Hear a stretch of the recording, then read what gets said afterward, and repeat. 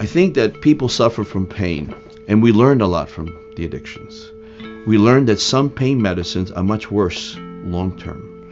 We also have learned that when these medications are given in a prescribed manner, the risk of addiction is minimal.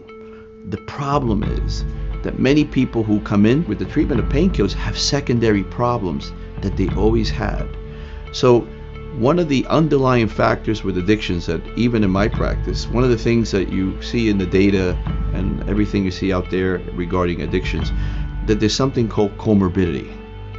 There appears that people have generalized anxiety disorders, they have mood disorders, and it's not treated, but they function with it. So just imagine you have an injury, right? Or even if you have a small amount of pain that required a painkiller, suddenly, not only are you treating the pain, but suddenly you have this incredible relief of anxiety, which they're not aware of, and your mood becomes elevated and your focus becomes very sharp.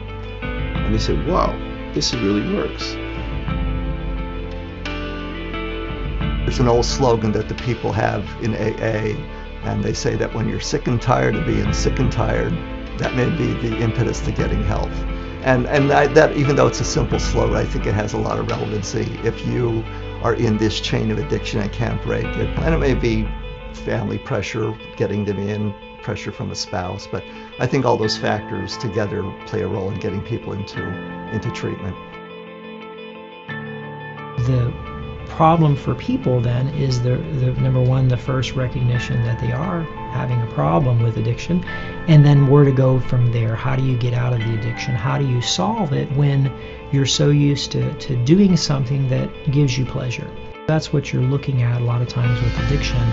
You're giving up something to get your life back, because addiction will run your life. That desire, that biochemistry of the brain that pushes you to that repetitive behavior will then run your life. So a lot of the patients that we work with, whether it be in our treatment facilities, whether it be my patients in private practice, it's really undermining, how addiction has taken over their life. How do we create a plan to solve that? And then how do we start giving all the other good, pleasurable things of life back that they've likely forgotten because of